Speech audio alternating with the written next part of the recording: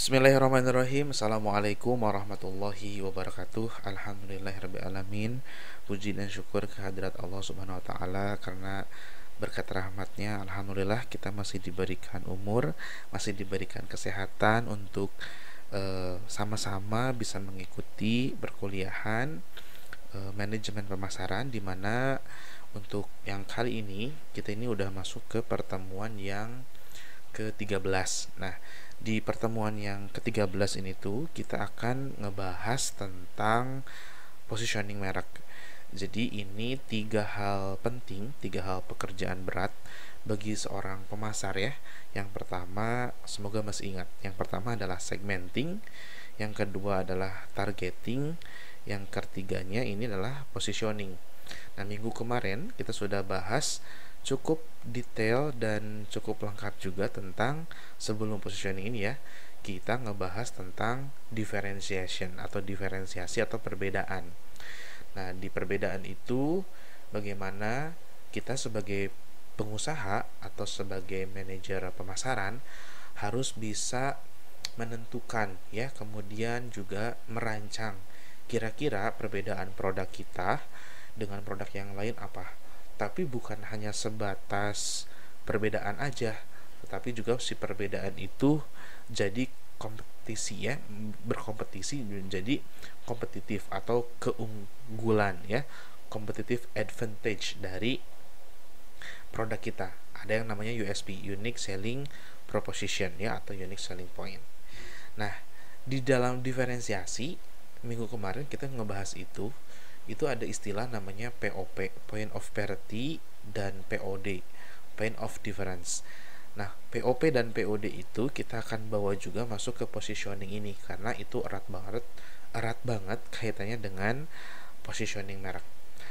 Oke, pembawaan yang akan Bapak sampaikan di pertemuan 13 ini akan coba sesantai mungkin, karena mengevaluasi dari video-video yang sebelumnya ternyata mungkin karena kesibukan saudara dan lain halnya ya.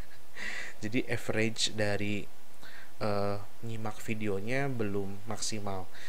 Nah, mudah-mudahan dengan cara yang lebih santai ini lebih bisa mudah didengar ya, lebih nyaman didengarnya, sehingga bisa melihat ya, menyimak dari awal ke tengah sampai ke akhir nanti, supaya bisa dipahami betul apa isi dari materi yang akan disampaikan. Oke.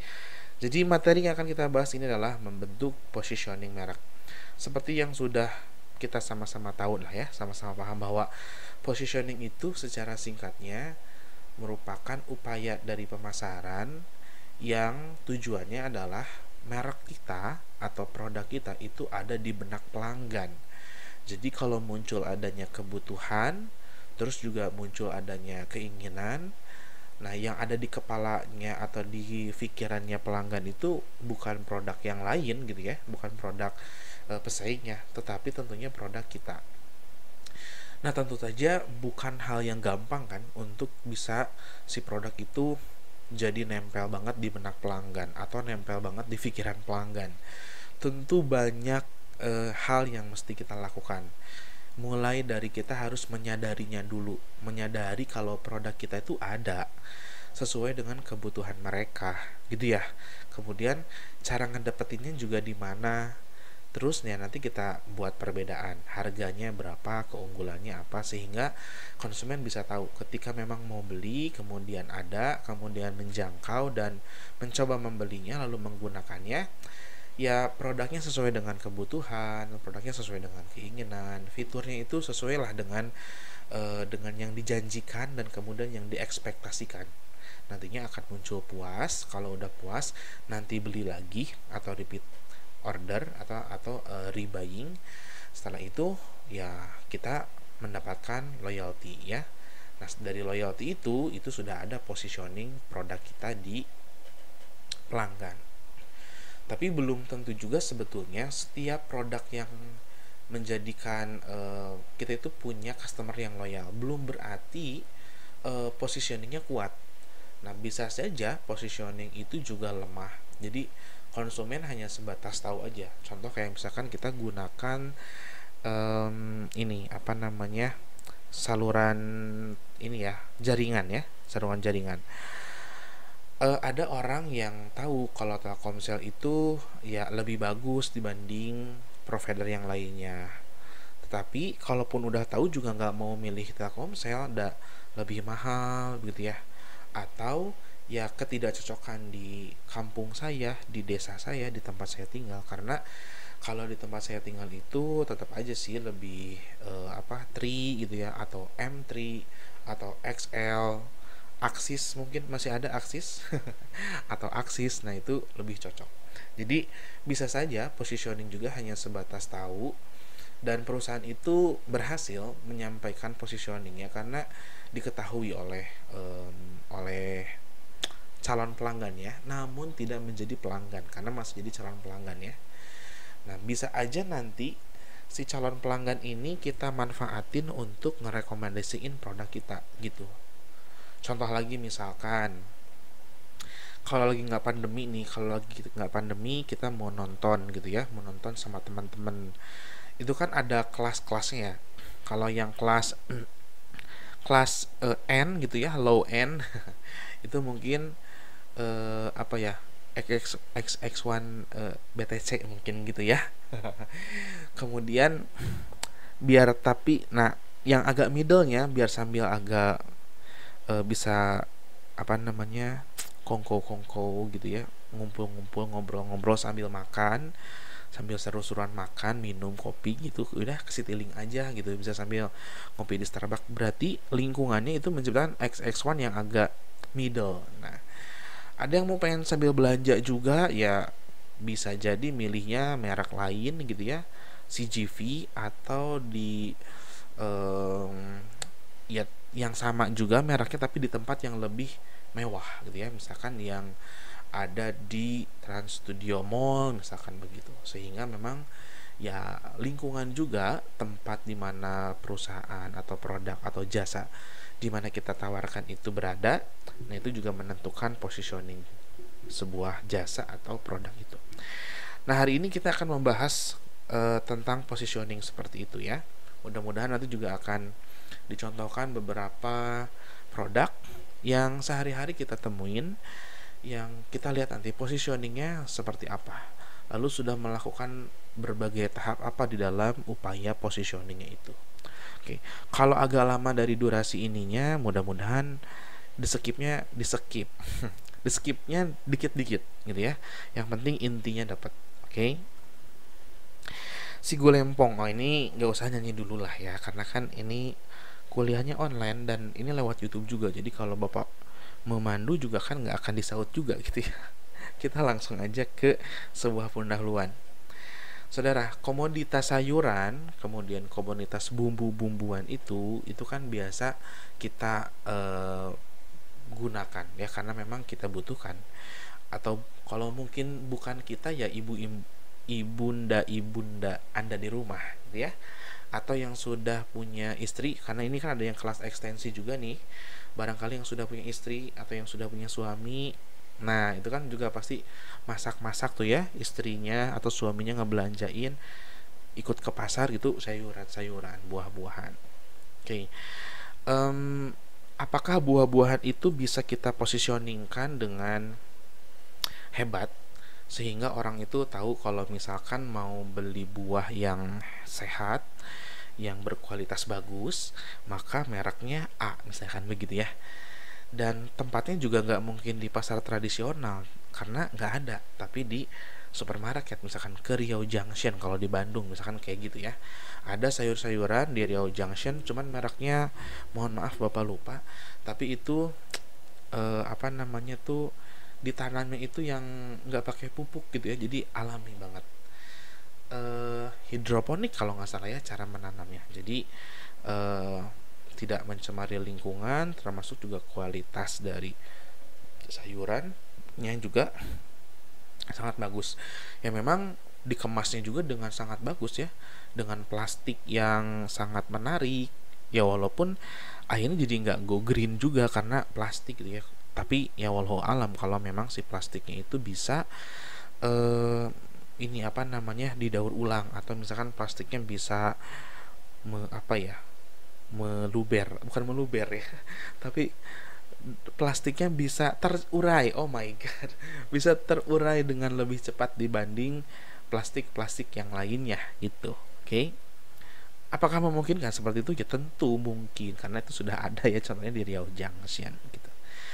Jadi tidak ada perusahaan yang dapat menang jika produknya, kemudian jika jasanya itu sama aja gitu dengan produk yang lain, sama dengan penawaran yang lain ya.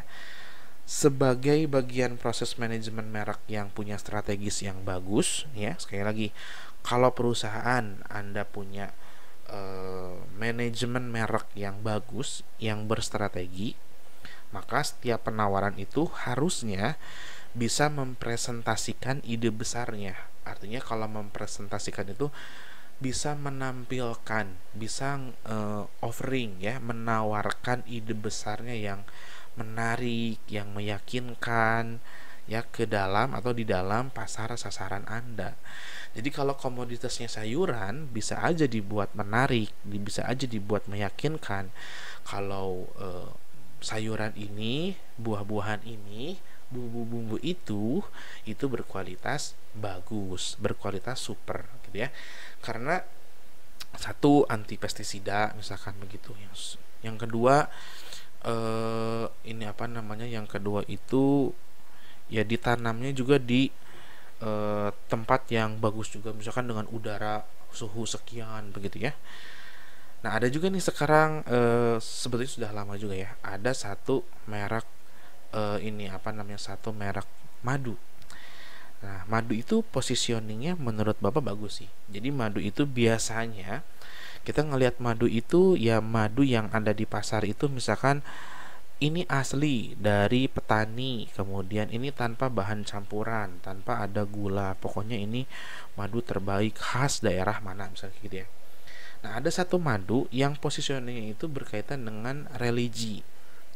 Jadi positioningnya itu adalah secara segmen, berarti ini adalah untuk orang-orang yang beragama muslim, karena ini di zikir ya, jadi diberikan zikir, suara-suara lantunan zikir, seperti subhanallah walhamdulillah wala ilaha illallah wallahu akbar, dengan sekian banyak jemaahnya. Dan itu menjadi positioningnya karena madu ini telah diberikan aura positif gitu ya, atas kepercayaannya mereka ya. Kemudian diberikan sentuhan-sentuhan religi dengan mendoakannya, karena kan kalau zikir itu kan ingat kepada Tuhan ya, ingat kepada Allah, lalu kemudian memberikan dampak yang positif yang ada di depannya atau di sekelilingnya gitu ya, orangnya, termasuk kalau yang ada air biasanya suka seperti itu kan kalau yang umat muslim. Nah ini madu, jadi madu itu punya apa namanya, punya ini yang berbeda, punya ciri khas yang berbeda ya, punya khasiat tertentu begitu. Oke. Baik, itu komoditas dan contoh positioningnya. Madu dengan contoh positioningnya dikaitkan dengan religi, segmennya sudah jelas. Harganya ya jadi agak lebih mahal dibanding dengan madu-madu yang biasa yang dijual di tempat jamu begitu ya, yang dijual atau yang bisa didapetin di apotek atau di supermarket, karena harganya karena tadi ada kualitas tertentu yang kemudian nempel di madu itu, jadi positioningnya, jadi kekuatan, jadi kompetitif, jadi keunggulan, jadi diferensiasi, jadi point of difference. Banyak istilahnya gitu ya. Oke. Jadi pertama, di slide pertama ini pentingnya adalah saudara menjadi manajer pemasaran itu penting merancang, melihat, menganalisis, diteliti dengan baik, kira-kira ini produk bagusnya apa nih supaya naik kelas, supaya dia punya diferensiasi, supaya dia ini ya menarik dan meyakinkan. Satu-satunya bawang yang dicari adalah bawang kita. Nah itu gimana caranya ya? Tentu nanti bisa dikaitkan juga dengan logo, dengan brand, kemudian dengan label, dengan iklan. Nanti kita kaitkan dengan itu ya, karena ada ikhtiar, ada usaha yang harus kita lakukan untuk bisa kita ngedapetin brand positioning dengan cara harus beriklan. gitu ya. Mudah-mudahan bisa dipahami di slide pertama. Oke, berikutnya. Sebentar, ini slide keberapa ya? Ini jumlahnya berapa slide? Oh, 30 slide. Ya, mudah-mudahan ya kuat bertahan ya. Oke. What do you think when the producer give an additional benefit for the consumers gitu ya, belepotan nih kalau bahasa Inggrisnya. What do you think when the producer give an additional benefit for the consumer? Kita lihat nih sayuran yang kelihatannya udah bersih, udah, kemudian udah jegreg apa ya, jegreg itu yang masih kuat gitu ya. Sorry. Daun-daunnya masih bagus, kulitnya juga masih bagus. Terus itu ditambahin labelnya tuh kan, sudah ada labelnya, baru aja kita bahas, sekarang ini ada. Ini namanya Zanahorias Bio atau Bio ya, per 300 gram harganya berapa kisarannya? Ya mungkin bisa 3 atau 4 kali lipat dari harga wortel biasa atau dari harga sosin biasa gitu ya. Harus dicari di internet. Harga Croquates de Espinacas Y Pera. Wah, itu berapa tuh ya? Yang tahu ini websitenya kayak gimana, informasinya kayak gimana, boleh di kolom komentar ya. Boleh di kolom komentar diramaikan. Apa namanya, tulis nama lengkap, NIM, lalu cari tahu informasi soal Zanahorias Bio ini ya, bagaimana positionnya. Bagus, nanti akan ada nilai keaktifan. Mantap. Berikutnya, oke. So kalau kayak gitu, kita akan ngebahas di positioning itu bahas apa aja sih Pak? Yang pertama adalah kita akan ngebahas dan sekaligus menjawab bagaimana perusahaan dapat memilih dan mengkomunikasikan positioning yang efektif di pasar. Jadi kalau efektif, perusahaan gak hambur-hambur uang untuk bikin iklan yang mubazir. Gak harus bikin kerjasama dengan selebriti endorser yang ngebuang uang sehingga mubazir karena nggak efektif positioningnya. Nanti kita juga akan contoh ya kan, akan ada contohnya ya. Belibet nih, satu komoditas makanan produk tapi dengan dipositioningkan yang salah gitu ya. Nanti kita akan lihat contohnya. Terus chapter ini juga akan ngebahas gimana merek dibedain ya, merek satu dengan merek yang lainnya. Tentu ini sudah menjadi bahasan minggu kemarin, tapi kita akan lebih lengkapin lagi di minggu sekarang ya. Terus juga apa strategi pemasaran yang cocok pada setiap siklus hidup produk.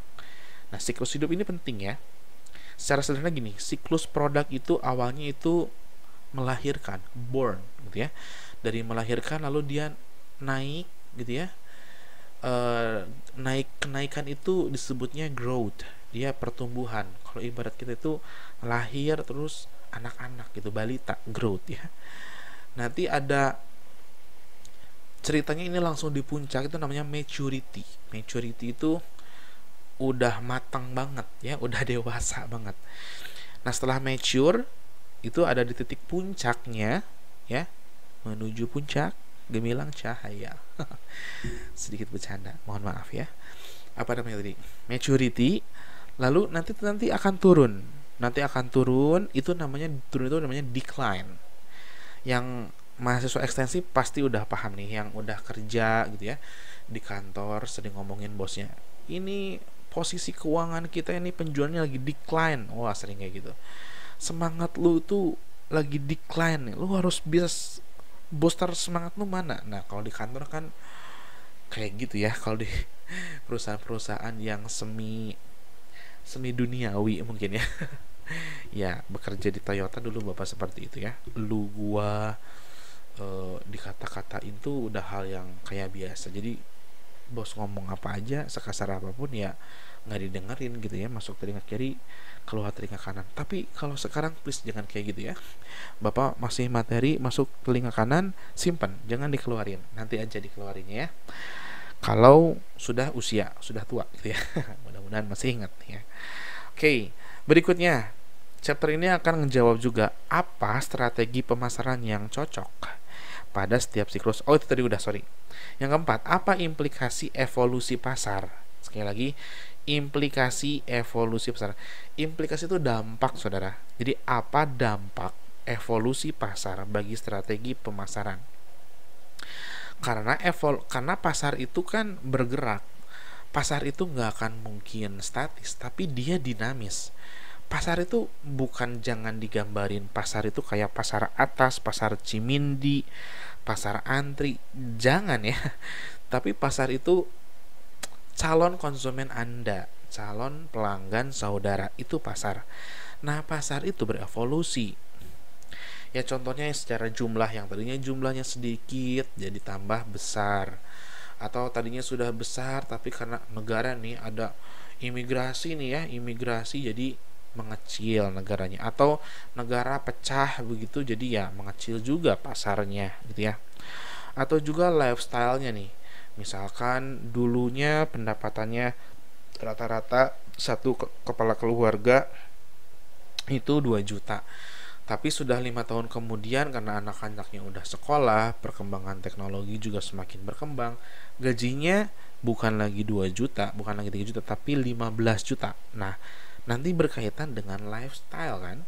Lifestyle itu yang ngerubah pasar, yang membuat evolusi pasar. Nah, perubahan itu ada implikasinya, ada dampaknya kemana? Ke strategi pemasaran kita. Contohnya adalah iklan, kayak misalkan gitu ya. Dulu iklan sabun, iklan rokok, terus iklan apa lagi, makanan, ya nggak seheboh ini gitu, nggak seperlu selebriti endorser itu, ya cukup artis-artis kondang aja gitu ya. Tapi kan sekarang bentuk iklan tuh macem-macem, ada yang endorse-nya melalui sosial media, TV, radio, majalah pun mungkin masih ada gitu ya. Sosial media pun banyak banget, ada dari Facebook, Instagram, dan itu caranya beda-beda. Kemudian yang di YouTube itu kan caranya beda-beda. Contoh misalkan kayaknya ada lah ya di antara yang ada di kelas ini, baik pagi atau sore, yang ekstensi atau reguler pagi yang subscribernya Gadget In ya. Halo, saya David. Nah, Gadget In kalau kita lihat di setiap episode episode kayak podcast ya, di setiap video yang dia uploadnya, opening di awal oke, lalu masuk agak ke materi utamanya gitu sedikit, dia langsung ngebahas ke Tokopedia. Nah, itu adlibs kan namanya. Nah, adlibs sekarang itu dikaitkan dengan video-video YouTube seperti itu gitu ya. Kemudian perusahaan-perusahaan investasi gitu kan biasanya itu juga jadi adlibs di konten-konten kreatornya di YouTube. Di Instagram juga beda-beda ya. Di Instagram pakainya feed, pakainya Instastory. Harganya juga, tarifnya tuh beda-beda. Yang mau jadi feed gitu ya, misalkan harganya Anda nih misalkan terkenal nih, misalkan jangan, Bapak nih misalkan terkenal gitu ya, kalau mereknya saudara mau Bapak endorse, berarti kalau mau masuk feed itu sekitar 500.000 satu feed ya. Tapi kalau mau masuk Instastory ya cukup 50.000 lah untuk satu hari gitu ya. Nah, tinggal dipertimbangkan kan kira-kira bakal efektif yang mana, Instastory kah, atau misalkan feed, atau jadi adlibs di YouTube, atau bikin channel YouTube sendiri gitu kan. Nah, itu tentunya strategi tadi ya. So tadi yang kita bahas ke belakang, jadi penting banget soal yang ini ya, soal manajemen merek yang berstrategi ya, manajemen merek berstrategi, karena kita bakal mikir banget supaya ini produknya bagus dipilih, kita harus kreatif, kira-kira positioningnya kayak gimana, iklannya kayak gimana, nawarinnya kayak gimana, perlu diskon atau enggak. Nah, itu kita harus pintar ya, harus kreatif. Makanya pemasaran itu adalah science and art ya, seni kemudian juga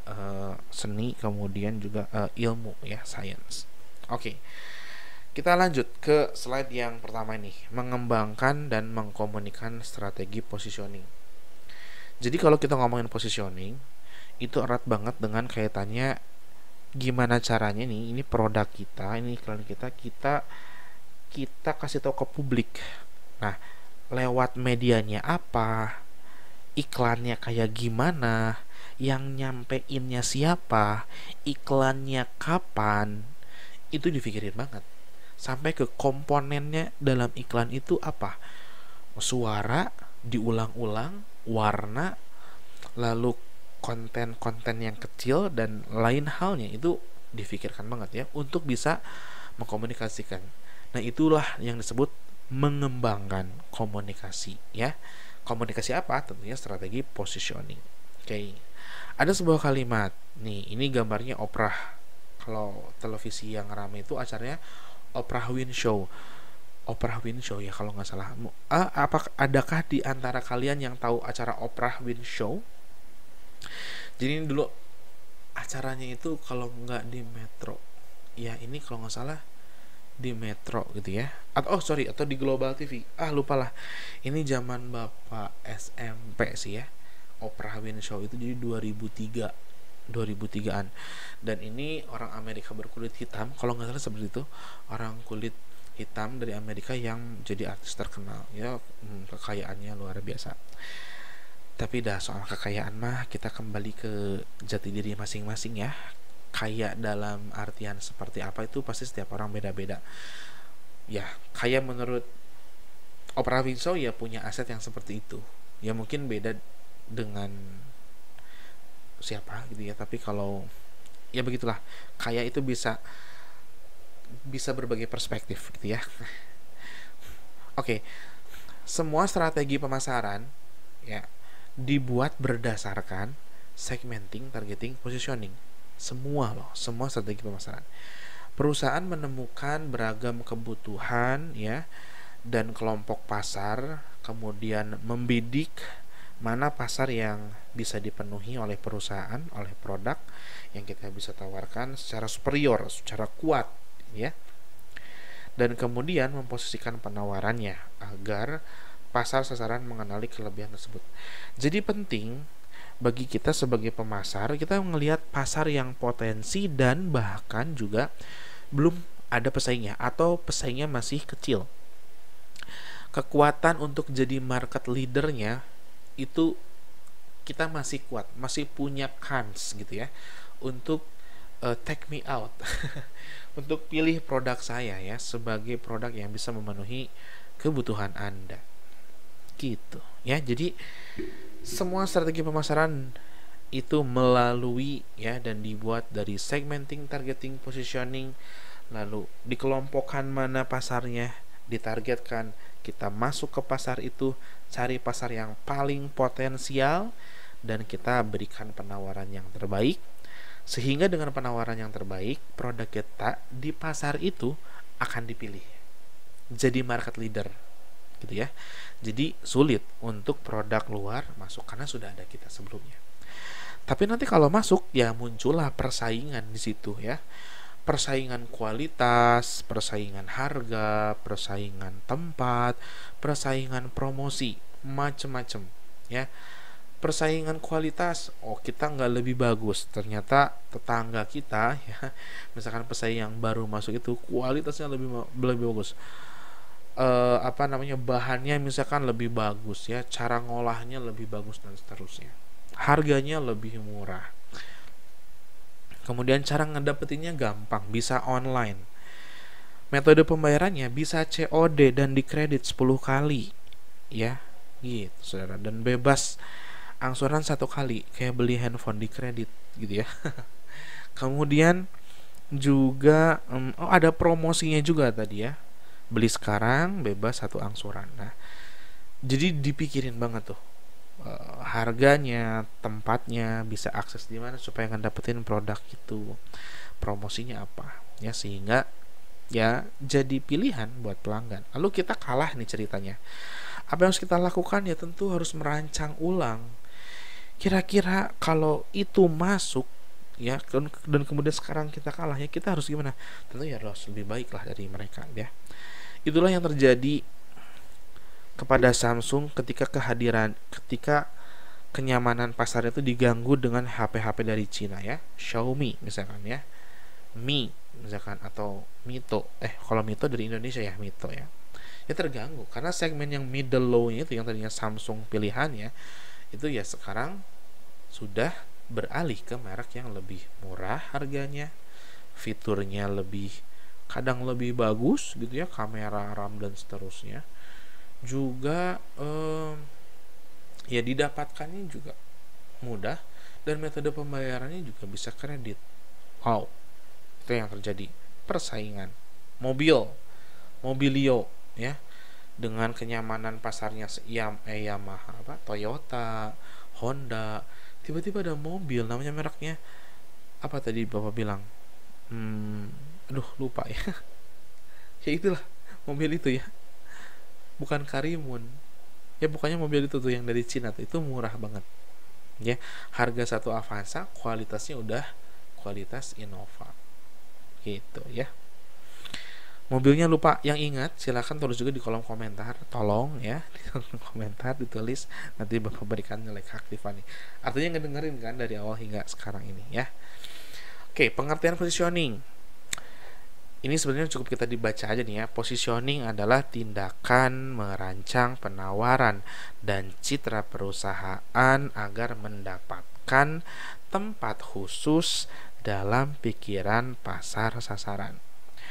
Dianalogikan sembarangannya sih gini, kan kita nggak mungkin supaya produk kita ada di benak pelanggan, supaya produk kita ada di pikirannya pelanggan, kan nggak mungkin ya. Kita bedah otaknya, kita CCP produk kita ya, nama, merek dan seterusnya, lalu kita jahit lagi tuh otaknya, lalu berharap kalau dia kita stimulus kebutuhannya itu ya ingat produknya kita. Bisa kayak gitu kah? Ya nggak bisa ya saudara, nggak bisa kayak gitu. Kita harus mengusahakan bagaimana ini produk itu sesuai dengan kebutuhan dan keinginannya si konsumen ya. Sorry pakai si ya, kebutuhannya konsumen itu ya. Jadi kita harus bikin produk yang bagus, price-nya yang cocok, place-nya yang mudah dijangkau, dan promotion-nya juga cukup menarik. Nah itu yang kita harus buat positioning. Lalu kemudian setelah kita masuk pasar itulah kita tambahkan keunggulan kita, apakah dari segi bahannya, apakah dari segi pelayanan dan seterusnya ya, yang bisa kita bedakan produk kita dengan produk yang lain. Oke, berikutnya mudah-mudahan bisa dipahami nih pengertian dari positioning. Tujuan positioning ya adalah menempatkan merek dalam pikiran konsumen untuk memaksimalkan manfaat potensi bagi perusahaan. Ngomong-ngomong soal manfaat potensi pasar ya bagi perusahaan, sudah kita bahas di minggu kemarin ya, bahwa setiap perusahaan yang sudah punya komitmen untuk meluncurkan produk, baik itu produk fisik atau jasa, maka apa tadi, mohon maaf ini agak keganggu nih.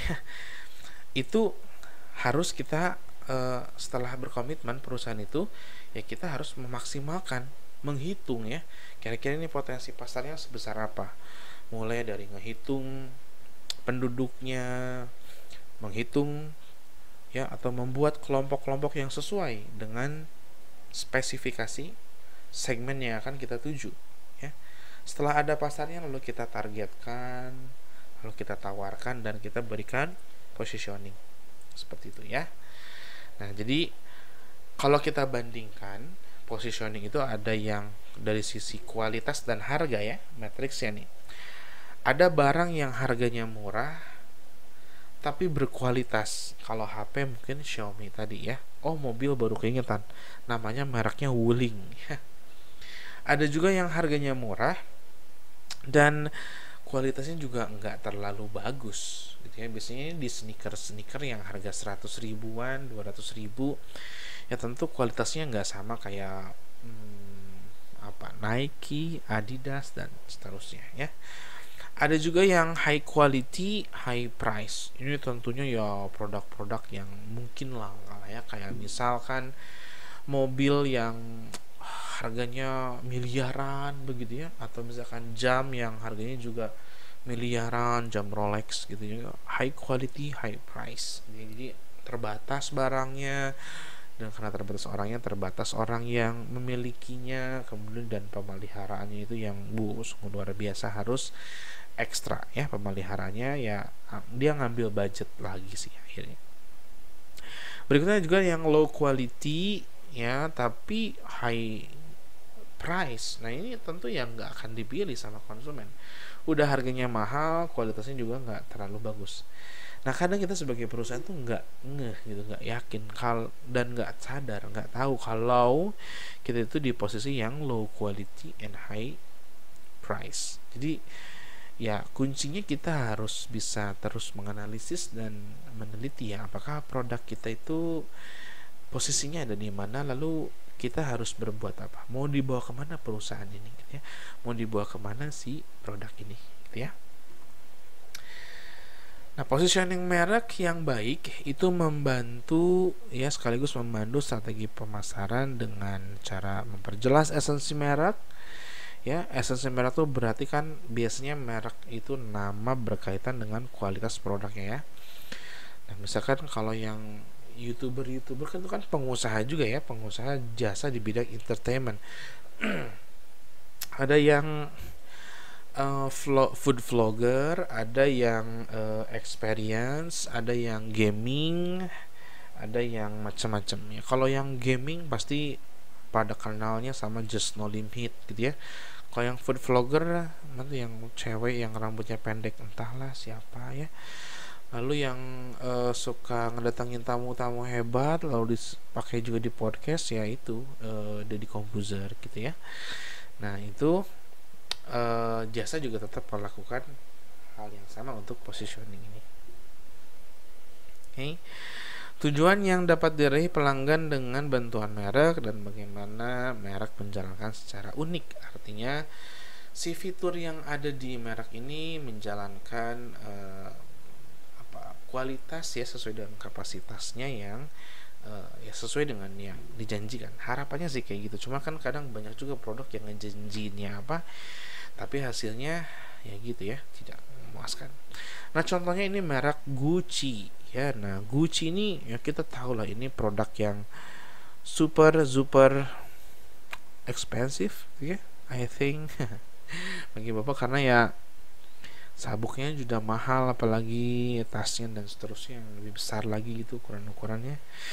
Jadi waktu beli tas juga ya luar biasa nih, yang tas kecil gitu ya, Gucci itu. Wow. Oke, itu dia contohnya dengan positioning Gucci ya, dengan merek yang kuat dan kualitas yang juga bagus, dan positioningnya bisa dibeli gitu ya, produk-produk ini di tempat-tempat tertentu ya. Berikutnya ada hal positioning. Nah ini hal positioning merek ini adalah terciptanya dengan sukses suatu proposisi nilai yang terfokus pada pelanggan. Sekali lagi, hasil positioning merek adalah terciptanya dengan sukses ya, berhasil perusahaan itu mendapatkan labanya ya, suatu proposisi atau suatu penawaran nilai ya yang terfokus pada pelanggan ya. Jadi seperti yang kalau kita lakukan misalkan begitu ya, kita jangan terlalu mengumbar apa yang bisa produk kita lakukan ya ke konsumen. Terkadang kita cukup dengan senyuman dan kemudian memberikan tester, lalu dari tester itu dia bisa ngelihat sendiri bagaimana kualitas dari makanannya itu. Kalau enak ya langsung dibeli, kalau nggak enak ya ya mungkin dibeli tapi untuk dikasihin gitu ya. Oke. Jadi kayak gitu, hasil positioning merek adalah terciptanya dengan sukses suatu proposisi nilai yang terfokus pada pelanggan. Nah kemarin juga sudah kita bahas. Jadi kalau kita mau bikin promosi itu, jangan kita mikirin produsen ini maunya ngapain nih gitu ya. Salah. Tapi dimulai dari pasar ini ya, oleh tim pemasar. Ini pasar ini butuh apa nih sekarang? Nah itu tentu harus disurvei gitu ya. Berikut ini adalah contoh proposisi nilai ya. Ini kelihatannya nih, bisa kelihatan nih 3 nih ya. Ada satu merek namanya Perdue. Perdue ini perusahaan dari produk namanya Perdue ya. Pelanggannya Perdue ini tuh buat konsumen ayam yang sadar kualitas yang bagus gitu loh. Walaupun boiler tapi alam boilernya yang bagus. Manfaatnya tuh kelembutan. Ini ayam Perdue tuh kelembutannya ya. Nah, proposisi nilainya, positioning adalah ayam kuning lebih empuk dengan harga premium moderat. Gitu, saudara. Itu yang Perdue. Ada yang mobil, ini Volvo atau station wagon ya. Pelanggannya itu yang karakteristiknya itu sudah berkeluarga, kelas atas yang sadar ya, naik ke kelas yang baru gitu mobilnya. Lalu keamanannya, safety-nya ya. Manfaatnya satu, durability ya. Durability-nya jadi lebih bisa bertahan ya dalam rumah tangga secara fisik gitu ya. Kemudian yang berikutnya durability ya, dan keamanan ya, keamanan. Jadi keamanan dari mobilnya ya, baik keamanan spek mobilnya atau onderdil-onderdilnya itu bisa digunakan untuk beberapa tahun ke depan ya. Nah, harganya itu bisa premium ya, lebih mahal dari rata-rata. Nah, positioningnya adalah wagon paling aman dan paling tahan lama yang dapat dikendarai keluarga Anda gitu. Ada juga Domino's Pizza yang udah tau lah kita kayak gimana. Harganya juga lebih mahal dari rata-rata yang biasanya kita temuin. Tapi pizza ini bisa menyediakan pizza yang panas, lezat, dan dihantarkan dengan harga yang menengah. Itulah positioning dari Domino's Pizza. Nah, ini contohnya untuk yang Perdue. Kemudian ini contohnya untuk yang yang Volvo Station. Dan ini contohnya yang Domino's Pizza ya. Berikutnya adalah bagaimana kita sebuah produk itu ya, kita bisa memikirkan nih kira-kira kompetensinya itu apa gitu ya. Nah, berikutnya adalah kerangka referensi kompetensi ya. Yang pertama, titik awal dalam mendefinisikan kerangka referensi kompetitif untuk suatu positioning merek adalah menentukan keanggotaan kategori ya, kategori membership produk atau price dalam suatu industri ya. Berikutnya, ini contoh dari point of difference itu ya, titik perbedaan. Jadi titik perbedaannya ini adalah didefinisikan atribut atau manfaat yang secara kuat. Nah, atribut itu berkaitan dengan fungsi atau fitur dari produk itu sendiri ya, atau manfaat yang secara kuat itu diasosiasikan atau selalu dikait-kaitkan dengan konsumen ya. Kemudian konsumen dengan suatu merek dinilai positif dan diyakini tidak dapat ditemukan kesamaannya pada merek yang lain. Contohnya adalah KFC. Ya, KFC dengan berbagai problematikanya tapi rasanya tetap masih juara, nasinya dan seterusnya sekalian, sehingga ya tempatnya juga bisa lebih nyaman untuk bersantap bersama keluarga ya, ada anak-anak sambil main di situ dan ibu bapaknya juga bisa tenang. Nah, setelah POD kita ngebahas namanya titik paritas nih. Titik point of parity misalnya adalah asosiasi-asosiasi yang tidak mesti unik untuk merek tetapi dapat dimiliki bersama dengan merek lain. Jenis ini mempunyai dua bentuk dasar, kategori dan kompetitif. Nah, titik paritas kategori sekarang ya. Ini asosiasi-asosiasi yang dipandang esensi. Jadi kalau nggak ada ini, itu bukan nama itu mereknya, atau bukan nama itu produknya ya. Jadi kalau misalkan kalau nggak ada tiketing sebuah tempat wisata, kemudian ada daya tariknya, ya berarti bukan tempat wisata karena nggak ada daya tarik. Yang namanya tempat wisata berarti punya daya tarik buat pelanggannya ya. Nah, jadi titik paritas itu kategori asosiasi yang dipandang esensial oleh konsumen, dianggap penting gitu ya oleh konsumen untuk suatu offering atau penawaran yang sah dan credible dalam kategori produk atau jasa tertentu. Contohnya adalah komparasi interlink new travel misalkan gitu ya. Yang namanya travel ya berarti bukan hanya menyediakan paket pemberangkatan tapi juga punya paket liburan, punya paket itinerary-nya dan seterusnya, ada tambahan-tambahan yang lain misalkan. Nah, itu tentu akan jauh lebih dipilih ya dibanding tour and travel yang cuman bisa menyediakan alat atau ya ini fasilitas pemberangkatan aja gitu ya. Nah, ada titik paritas yang kompetitif. Kalau ini kan kategori nih, yang ini yang mulai sudah kompetitif.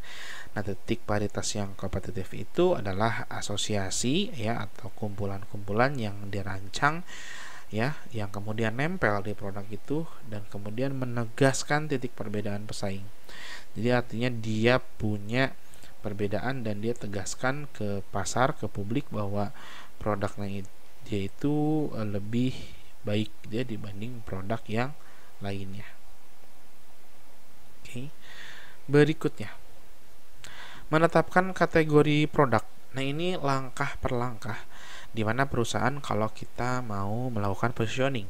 Yang pertama itu adalah kita harus bisa memastikan dulu bahwa konsumen itu mengenali produk kita ya sebagai anggota kategori penawaran tertentu. Artinya kalau kita misalkan ada konsumen butuh kebutuhannya susu murni, maka ya kita di dalam etalasenya selalu berkaitan dengan bir brand, misalkan dengan yogurt gitu ya.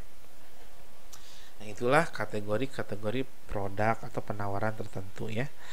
Strateginya berarti kita harus membangun kesadaran merek bahwa di etalase itu ada produk kita gitu ya. Lalu juga berikutnya ada program promosinya. Nah, program promosinya itu berarti merancang iklan yang bisa menyadarkan publik bahwa merek kita itu ada. Berikutnya memastikan, nah ini ya tahap keduanya sekarang, memastikan bahwa konsumen mengenali fungsi produk yang ditawarkan. Sekali lagi, memiliki fungsi produk yang ditawarkan ya. Strateginya membangun sikap positif konsumen, jadi word of mouth ya, perspektif yang positif gitu, asumsi isu yang positif dari konsumen terhadap merek. Jadi jangan sampai ini ada isu-isu miring yang membuat merek kita jadi turun gitu ya, brand image-nya ya. Kalau misalkan ya manajemennya korup, kemudian ini tidak ada legalitasnya, kemudian ada korban dari produk kita, wah itu kejadian yang jadi PR besar banget nih buat tim pemasar ya, karena ya opini dari masyarakat itu kan ya penting juga untuk kita pikirkan. Jadi kita harus bisa tetap mempertahankan citra positif dari suatu merek gitu ya. Nah, program promosinya merancang iklan yang menciptakan kesukaan konsumen gitu sehingga muncul sikap positif ya terhadap merek. Yang ketiga, menetapkan kategori produk. Ini kita harus bisa memastikan bahwa konsumen meyakini dominasi ya fungsi produk dibandingkan dengan penawaran pesaing ya, karena kalau yang meyakini fungsi gitu ya, itu ya untuk pembandingnya bisa kita tidak pikirkan atau dihiraukan gitu, karena sudah terpenuhi masalah kita ya, sudah terselesaikan masalah kita dengan satu produk ini gitu ya. Strateginya, nah kalau gini udah ada potensi ke loyal, udah muncul segmentasi pasar, tinggal nanti kita upayakan ya produk ini menjadi produk yang betul-betul jadi market leader gitu, market leader yang ada di pasarnya ya. Dan ini strateginya merancang iklan untuk mengukir citra produk. Begitu, saudara. Berikutnya, memilih POP dan POD berdasarkan kriteria disability, dan deliverability. Kriteria desirability itu ada relevansi, ada perbedaan, ada terpercaya. Ini tinggal dibaca saja ya. Kemudian kriteria dari delivery-nya ada kelayakan, ada kemampuan komunikasi, dan kemampuan bertahan. Jadi penting banget buat built in gitu ya, atau ya bahan-bahan yang kita jadikan produk kita. Karena kan kalau tiap hari itu makanan kan tiap hari ya, itu apakah bisa dipositioningkan, misalnya kita catering yang menyediakan makan tanpa harus dimiliki si tumblernya. Jadi fasilitas dari kita dicuci dengan sangat bersih. Nah, misalkan seperti itu ya, kemampuan bertahan. Oke. Berikutnya, strategi diferensiasi atau perbedaan dengan menciptakan keunggulan kompetitif. Jadi dengan menciptakan sesuatu hal yang baru, sesuatu hal yang unik, dan sesuatu hal yang ya punya kompetitif untuk bersaing, gitu ya. Nah, keunggulan kompetitif ini sifat-sifat yang ada di dalam manusia nih. 1, keunggulan. 2, kemampuan. 3, perusahaan. 4, pekerjaan. 5, atau lebih baik. Ya, kemudian itu 2, 3, 4, 5, 6, 7 ya, tidak dapat atau tidak akan disamai orang. Itu strateginya, dan pesaing kita harus menelisik terus nih pesaing melakukan apa, sehingga jangan sampai pesaing itu ada di atas kita karena produk kita akan tidak kemudian dipilih oleh konsumen karena konsumennya beralih. Nah, berikutnya, pelanggan harus melihat semua keunggulan kompetitif tersebut sebagai keunggulan pelanggan. Jadi keunggulan pelanggan itu adalah keunggulan yang kompetitif dari produk itu ya, sehingga minat untuk dimiliki, minat untuk dibeli itu produknya. Nah, ini diferensiasi ya, contohnya ada ular buaya gitu ya. Di beberapa negara mungkin kejadian ini sudah biasa, tapi kalau di Indonesia ya enggak biasa gitu ya. Ini contoh perbedaan ya. Disimpan di es karena supaya lebih cair gitu ya, lebih bukan lebih cair ya, lebih ini justru lebih awet ya, lebih awet dari tekstur daging, dan mungkin juga dari ya memang dari dagingnya ya, simpan di lemari, di es ditumpuk. Kalau di kita yang ditumpuk seperti ya paling seperti komoditas biasa saja, ikan gitu ya, daging domba, salmon gitu ya, ayam mungkin. Satu perbedaan dapat dikembangkan. Nah, ini sudah ya kemarin dibahas, ada yang penting, ada yang jelas, unggul, dapat dikomunikasikan, mendahului, terjangkau, sampai menguntungkan ya. Nah, ini hal-hal yang bisa saudara pikirkan dengan baik, kira-kira produknya mau dibedain dari apa, dari sini ya.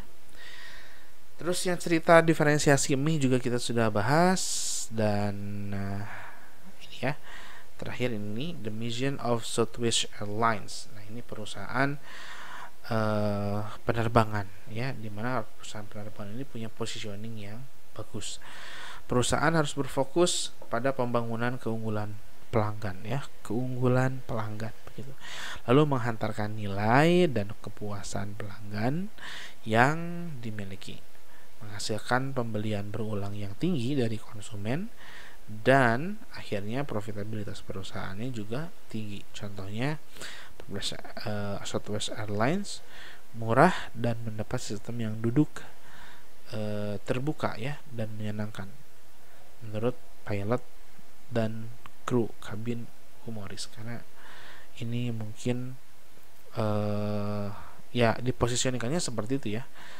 Jadi menghantarkan nilai yang tidak terlampau tinggi gitu, ada murahnya juga, bahkan untuk segmen tadi yang tertentu sekali ya segmennya ya.